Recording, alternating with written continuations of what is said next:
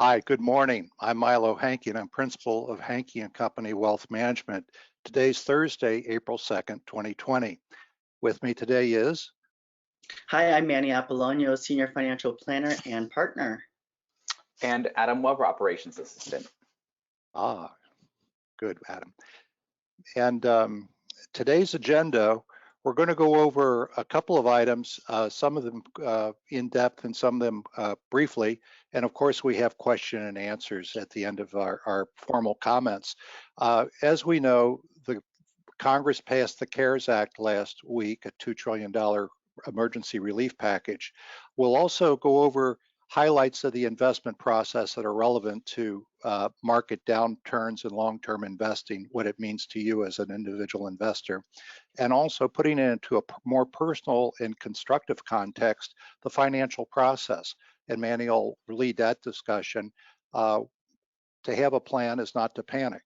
So next slide, please. Oh, right. Yeah. So just for a reminder, this is our second airing of the webinar here. And the point of the show really is to kind of give people a place, a venue, or a forum to have their questions answered about financial planning and then the general state of affairs. You know, with the coronavirus, it's been we've got two crises really to manage at the same time. We've have a health crisis, and then we also have the fallout as it plays out in the economics of our country. So I think I just want to take a moment actually to recognize all the frontline workers and the essential workers that are out there, you know, keeping our society moving despite all that's going on around us, risking their lives to make sure that those that we love are cared for in the hospital when they need it the most. Also, I feel for those 6 million new Americans that last week applied for unemployment. If you remember, 2 weeks ago, the unemployment numbers were 3 million new applicants, and now we're close to 10 million total. So there are a lot of people out there hurting, and we hope that this broadcast will bring some comfort or at least some insight on how to maybe shift your perspective on the current events. There's a number of items that are touched on in the CARES Act, and I'll talk, many of them, it's a very broad-based plan, 900 pages in length. I'll just briefly concentrate on the items that pertain to individuals and families. First of all, the government is going to send a check to everybody for $1,200, people who are means tested, that is an individual with salaries under earned income under $75,000. There's a certain phase out up to $100,000, but nonetheless, about $1,200 per adult, $500 per dependent. The IRS will be using banking information that people have previously used in processing their tax payments or tax refunds. There'll be an enhancement of unemployment benefits. The tax filing deadline has been extended. Normally April 15th, that's now going to be July 15th. And there is no penalty and no interest for that postponement. Likewise, IRA funding deadline has been extended to July 15th. As you may be aware, you can make contributions to an IRA and take the deduction against your 2019 income, the prior year. So that has been extended to July 17th, and many of our clients do fund Roths or traditional IRAs. For those over 70, normally they're required to take a required minimum distribution, an RMD. That's been suspended for 2020. The government has said that those RMDs that have been processed for this current calendar year, our investors can put that money back into their account and therefore not pay taxes on it this year, get additional deferment on their retirement assets and keep their tax bill down. There'll be also the possibility of liberalized 401k borrowing provisions. It varies from company to company according to their particular plan, but conceivably a participant might be able to borrow up to $100,000 from their 401k plan. We don't recommend that it's the last sleeve anybody should pull money from, but that is available to people who are in danger of losing their home, or they're missing a car payment or a mortgage payment. Thank you. Next slide then. Great. So I want to talk about the 3 financial strategies for scary times. You know, these same strategies we use for ordinary times as well. We want to make sure that our clients don't make emotional decisions. In other words, don't act impulsively. To focus on what you can control, and I'll go over that in the financial plan. There are a lot of things that we can control outside of the market. And then 3, we can tune out the noise. We can limit the amount of news that we take in the day to just what we need to make informed decisions. And then also, if we can limit the amount of time we spend looking at our 401k balances, for example, we should have a better outcome as investors. But Milo, I'll let you take this. Okay, we saw this one last week, but let's just go to the bottom of the rung, because we are in a tough time. We're really in a deep trough. There's about a 30% drop in the stock market since its record high, February 12th. Now, since World War II, this slide needs to be updated. It's now 6 times since World War II. We've seen market declines on the order of 30 to 60%. And on average, it takes 48 months, 49 months to recover from that. And that, again, that's assuming 100%, just the stocks, not bonds, etc. So it's 100% stock portfolio. It would take 4 years for it to come back on average. That's, yeah. Okay, this talks a little bit. I'm going to go very quickly through this one. Stocks are highly volatile, or much more volatile than bonds are. So you got that dark blue and light blue graph. Those are stocks. The orange graph there represents bonds. And so just visually demonstrating, there are 3 bars on each of the colors. That's a 1, 5, and 20-year average. And so over time, things smooth out. But because you put up with the volatility of stocks, you should expect a better rate of return. So 10 to 12% annualized rate of return when we go through the data for the last 90 years. Now over to bonds, you can see the range of volatility is far less than it is for stocks. And because you're taking less risk, having less volatility, you'll have a lesser return. Nonetheless, there is always a place for bonds in a portfolio. And bonds produced about 5 to 6%. Corporate governments, about 6% annually for clients.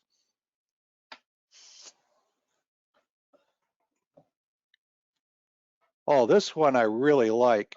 In recent history, we lived through the financial crisis of the Great Recession. Let's look at an investor. This basically says what happens to an investor who comes in and invests in nothing but stocks. 100%, to keep it simple, we're just talking about stocks. He or she has $100,000. They put their money in on January of 2007. In January of 2009, their $100,000 is only worth $50,000. You do the math, that's about a 50% market decline, more severe than what we've recently experienced.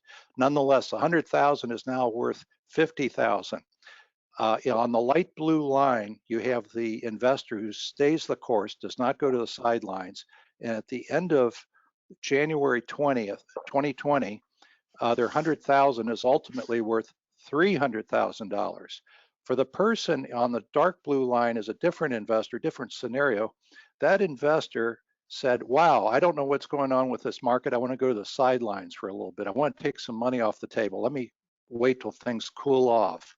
If they had pulled out for just 12 months and then dived back into the market, they would have ended that period of 13 years. They would have ended up with $200,000.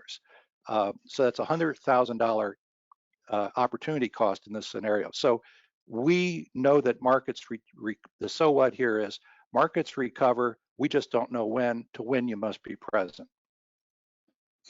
Great, and we want to remind the viewers that if you have a question, you can either email that to me, manuel@hankeywealth.com. I'm checking my emails throughout the broadcast here to see if there are any questions from our audience members. And then if you want to, you can also use the chat function in the webinar here. Great, and I'll go to the next slide. Great. So I want to talk to you about this slide. I love this slide because it shows more green than yellow. Green on this slide represents the times when our market is expanding, and this goes back to 1973. So if you look at the last 3 yellow lines, let's see, here, and here, I'll work backwards. So we're here. This is recent market expansion since January, the end of 2018. If you remember back a year or so, we had the government shutdown or federal shutdown that negatively affected our stock market. Then we have our very long bull market, our growth expansion. That was preceded by here, which was the Great Recession. And even before the Great Recession, we had this boom, which was after the dot-com boom. And if you remember, in the dot-com bubble burst, we also had 9/11 sprinkled in there too. So I guess, you know, I'll just leave it there. I think the graph tells the story that the good times outweigh the bad times. And Milo, I think you have some information you want to share here. Sure. What happened so we see that the stock market decline had been 50% in the financial during the Great Recession. But if we look at that rate of return, the money came back fourfold. So much more green up there than yellow. And I think the reason they start at this chart starts at 1973 is that's when life began for all of us. It's when I graduated from high school. TMI, but thought I couldn't let you not know. All right, so earlier in the broadcast, we were talking about the 3 strategies that we have, right? So don't make emotional decisions, focus on what you can control, and then limit the amount of information you take in. Number 2, focus on what you can control. There are a number, you know, I like to connect this to our financial planning questions. These are the 3 general questions that we like to ask our clients when they come in, or our prospects. We ask, you know, what do you want your money to do for you and when? So basically, what are your goals? 2, how close are you to reaching your goals? So how much have you already saved? How much are you willing to save? At what rate can we grow that money? And then at number 3, go ahead, Milo. Yes, and I interrupted Manny here, but and what the financial planning process is achieving for you is giving you an informed detachment from all the noise that we had discussed, and also putting into a meaningful form all of the historical data so that you can customize your plans and your vision for your opportunities, capabilities, and aspirations in accordance with the particulars of your situation, and not feel overwhelmed by the evening news, or perhaps even a couple of the slides that we were presenting earlier. So this is bringing it home for you in a meaningful, constructive way. And planning prevents panic. Planning prevents minimizes, mitigates anxiety. Right, and then number 3 here, what adjustments to your plan should you consider? And we'll go through a couple examples here with this case study that I've designed here. We use a financial planning software in the office that helps us to model what the different variables in a client's financial picture what those variables will do given certain market conditions. And so I'll just run through it and I'll explain. And Milo, please jump in whenever you see an opportunity to go in here. So I have Joe and Susie Sample. They are in their 50s. They're both employed. You can see here that here's their employment income. They are married and they live in California. And let's see here. When we have a couple come in, or anyone come into our office, we ask them what are their goals, right? If you remember the last slide I showed, it was what are your goals? So these are typical goals that clients might have, and we have them select here from the possible options. And for this particular couple, These were their goals. Joe and Susie's goals are divided here into needs, wants, and wishes. Needs, of course, these are things that they cannot escape. If they're alive, they have to pay for these things. So they have, they got to buy food, they got to pay for their mortgage, they have to pay for health care, and it looks like Joe here needs to replace a car. Wants, in the middle section here, you'll see that that they both enjoy traveling. They want to budget $12,000 annually for 15 years. They want to have, Susie wants to have a sports car. When she retires, she wants to buy a $43,000 sports car, and she might replace this car 3 more times in her lifetime. And Joe wants to have fun money, $9,000. They both Vegas wish with the to have a guys. Vegas, sure. They both want to have a vacation home that's priced at $750,000, and we'll see later on in the plan if that's something they can afford. And they also want to make improvements to their home. Great. So What we like about this process, the way it breaks things down, is that clients come in, this is an amorphous topic. We start breaking things down. We start delineating between what their basic needs are and what their wants are. And I'd just like to quickly describe the difference between wants and wishes. Wants are things that they reasonably expect to achieve. There would be disappointment, perhaps, if they did not achieve that goal. Wishes, these are aspirations. They won't be disappointed in not reaching the goal, but if they do reach the goal, that Tahoe vacation home, they'll be downright giddy. So this is a way of setting things out, for setting a vision for themselves. great.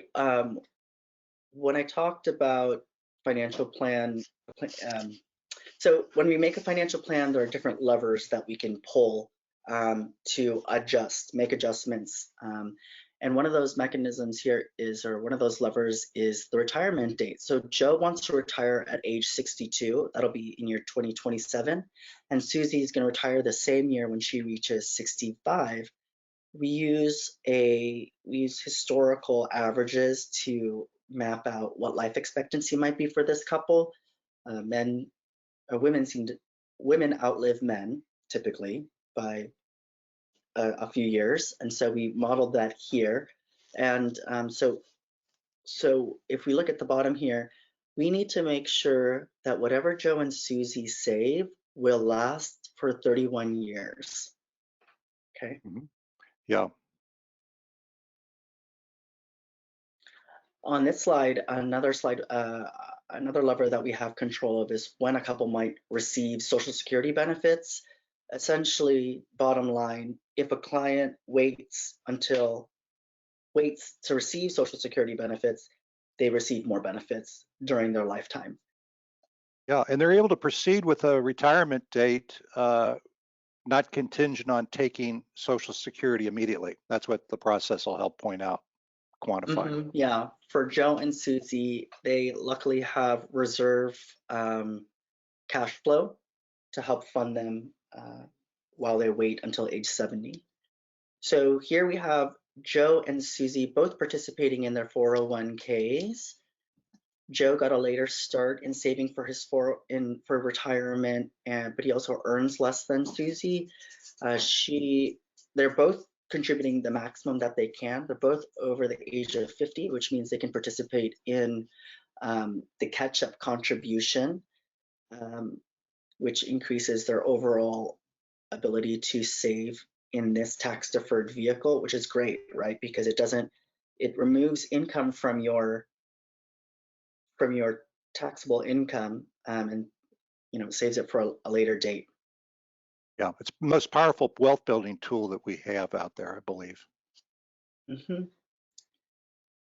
Great, Milo, I'll let you take this one. Sure. We put investing as a servant. We employ investing in the service of our clients. We don't invest for its own sake. So to reach their goals, this couple cannot afford to leave their money under the mattress or in a bank CD. They have to invest.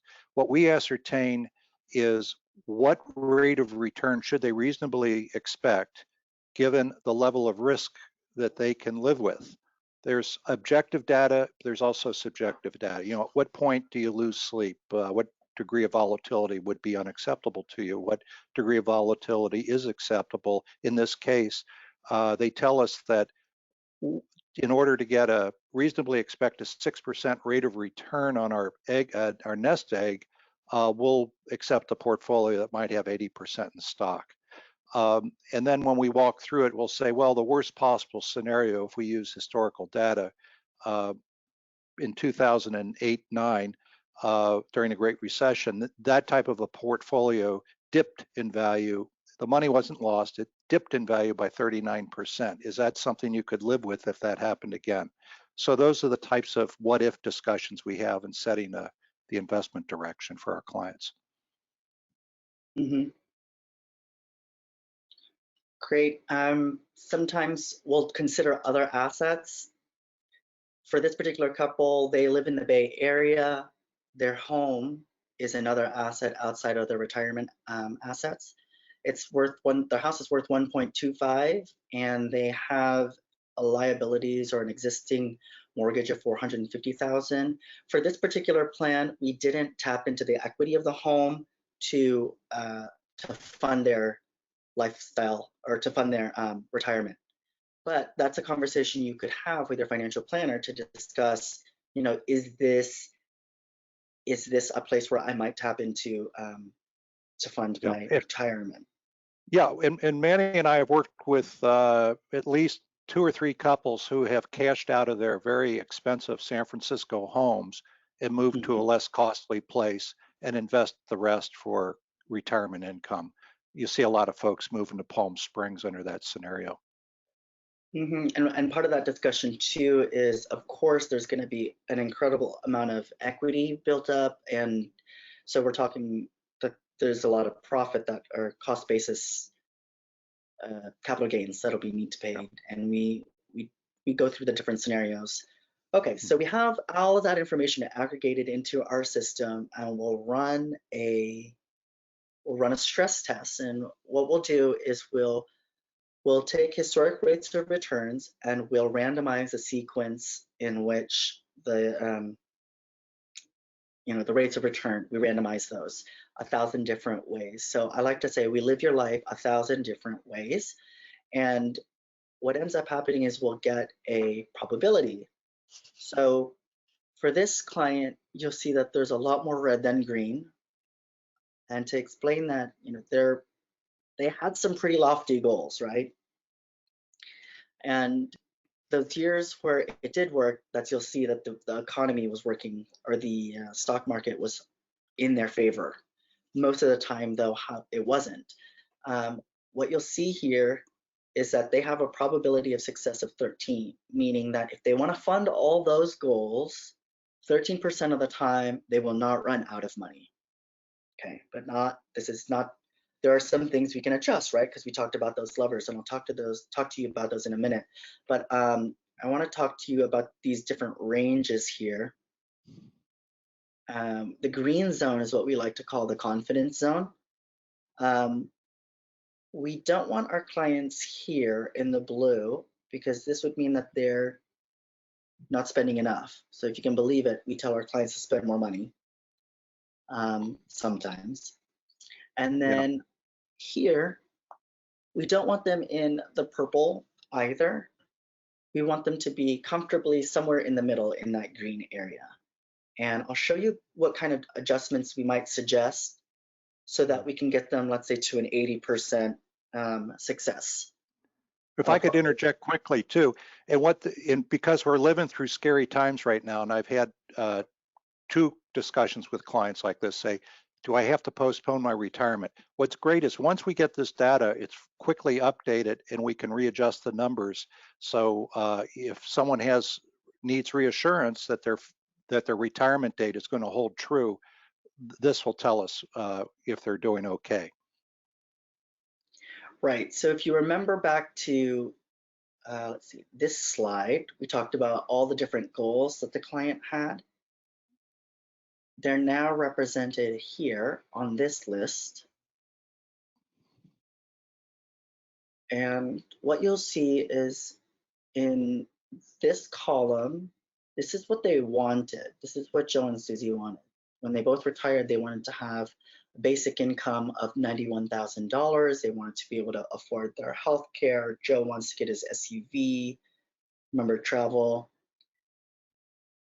So we suggest, with the help of our software, that they make some tiny adjustments to their lifestyle spending. You know, maybe there are places where they can reduce their spending by $2,200 annually. Maybe in instead of different owning a house in categories. Tahoe, yeah, and instead of owning a house in Tahoe, they might go the Airbnb route. Right, yeah. So if we'll take a look, so it's, they're divided into needs. These are minimally affected, right? But the wants, for example, let's see. So what do they have to adjust here? Their travel budget goes from 12,000 annually down to 9,000. Yeah. Susie's sports car budget goes from 43,000 down to 32,000. And Joe's fund money is reduced by 2,000. And then for this couple, the owning a vacation home is completely taken off. And so is their home improvement, but we can talk about other ways that might be funded. And I like Milo's idea that maybe instead of they do an Airbnb situation. Yeah, so this gets to be a very productive and detailed trade-off discussion. You know, your time of your life, kind of, to use an old joke. One of the questions too we'll ask in a financial plan is how willing are you to save more money? And in this couple agreed that they could afford an extra $1,000 a month in savings. So we put that into the mix as well. And if you remember our Social Security discussion, no changes here. They're going to wait till 70. We don't need to make any changes there. Great. So all of those changes tell us that they'll have a 80% probability of success, meaning 80% of the time, if they make those adjustments, they will not run out of money. They will not have their money. And they're also retiring on schedule. And they're doing it with a degree of confidence, and they're clear-headed about the limits of their resources. So the house in Tahoe wasn't that important after all. Retiring at a set date was. Yes, so this really gets to, we're talking through a lot of numbers, but there's a lot of implied personal values in these calculations. And no two clients, no two families are alike. And we really thrilled to having these discussions with clients. So again, I'll remind you, if you have a question you'd like me to take a look at and answer on the air here, go ahead and email it to manuel@hankeywealth.com. And also you have the option of typing in your question here in the webinar or in the chat. And great, so I think we'll go answer some questions at this time. Let's see.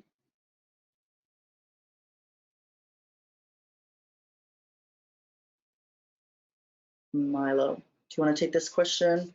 Yeah, if somebody has a need to raise cash, the question becomes which sleeve is it best to take it from? So do we take it from cash reserves?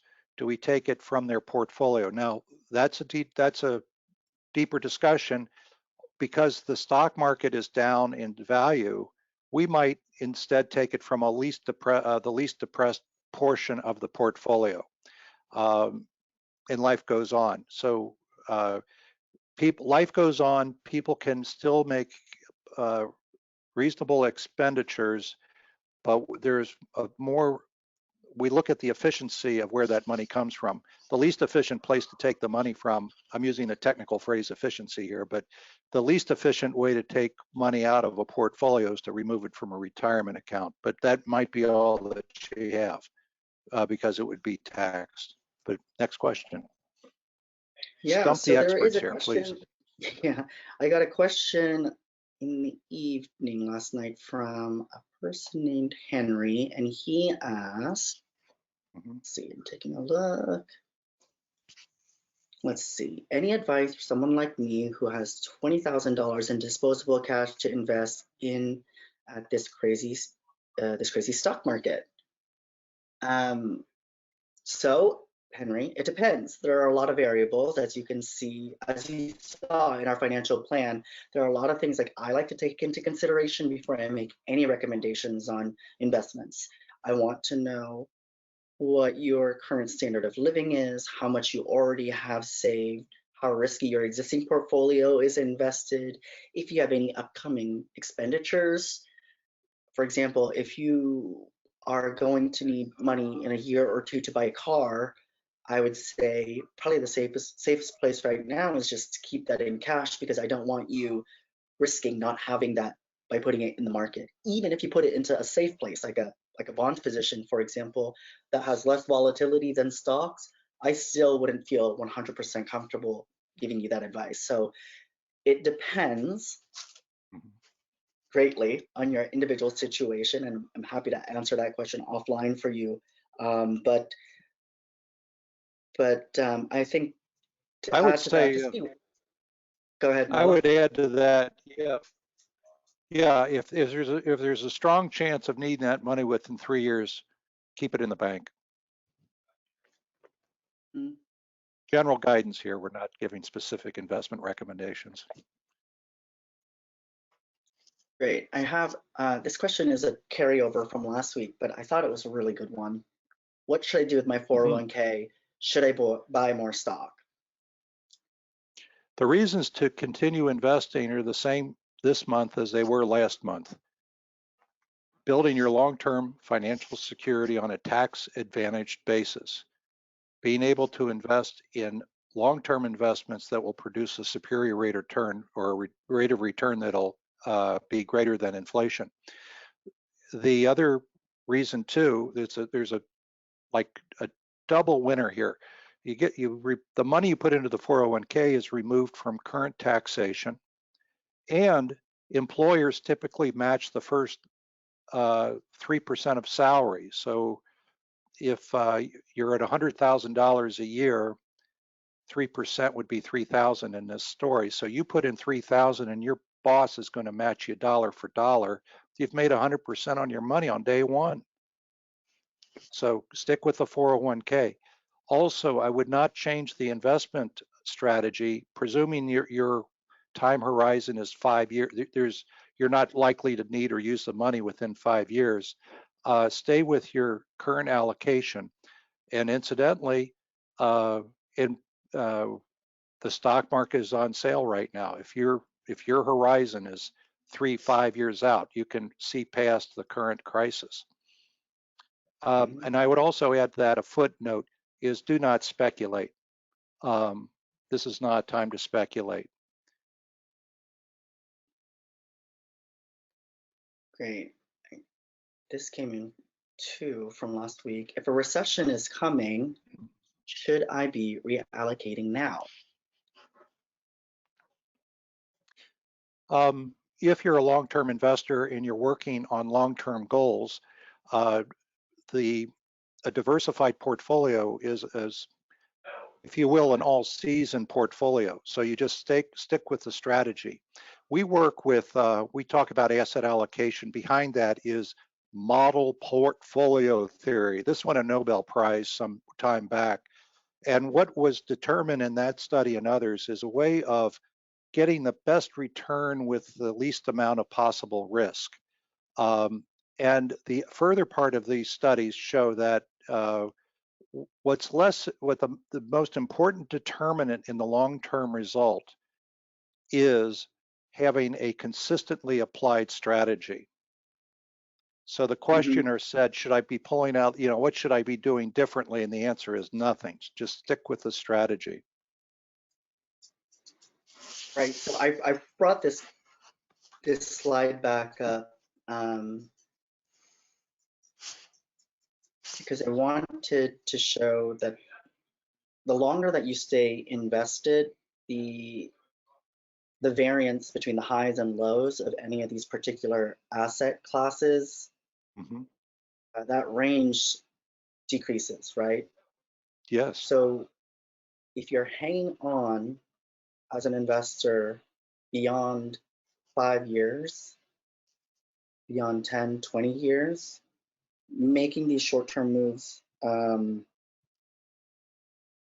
they're not going to be as beneficial as you think they might. Yeah, two things I'd like to throw in there is you notice that the bar in each one of these examples, the bar is long, is very tall, and then gets smaller and smaller. That phenomenon in statistics is called reversion to the mean. So the stock market has a history, blue chip stocks have a history of 10% annualized rates of return. So, but through the reversion to the mean over the long term, your actual rate of return should approximate 10%. That would be our expectation.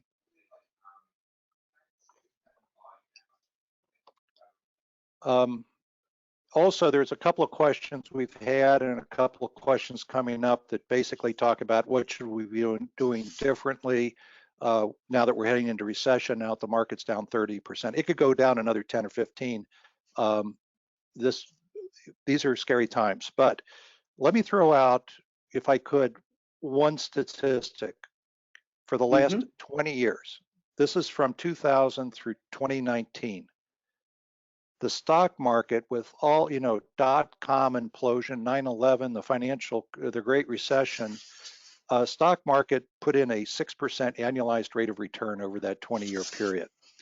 If you had missed the 30 best days out of the last 5,000 days, you would have been losing money in that 20-year period. So we just don't know when things are going to spring up. And last week, for instance, we had the largest single week and single day return since 1933. I had to geek out. I couldn't help myself. But these are the numbers that animate us and that reassure us that asset allocation and remaining short term and not trying to do anything radically different. Yeah, I also want to just kind of zoom out here and just talk about, I think humans are incredibly resilient beings, and I think that explains why markets tend to move upwards. We wake up and we try to make the world better every day. We're incredibly innovative, and we want to better our lives, and so we might have setbacks like we're experiencing now with coronavirus, but I am optimistic that we'll have we'll have testing available on a wide scale. We'll also have a vaccine, hopefully, and that we'll be able to get through this and move through it together. And I think it's hard to see that in the short term, that things do get better. But when we zoom out and take a look at even just from 1973, things eventually do correct, even from seemingly dire times like here in 08, 09. These are dire times, and we have a role in a very specific part of your life: financial planning, asset management. But we're experiencing what you are too. It's so disheartening to see that the death toll is rising to over 5,000 in America right now, and we're not even at the peak of this. But at the same time, and I'm hitchhiking on Manny's comment that things do get better and that we're resilient people nationally and globally. One thing that has given me hope is the example of Taiwan. let me back up. One thing that gives me hope is the speed with the United States Congress in Washington put into place this emergency relief package. We have learned from the Great Depression, we learned from Herbert Hoover. We learned from the Great Recession that we needed stimulus more quickly. That lesson was learned. I'm looking at how expansive the benefits are down to the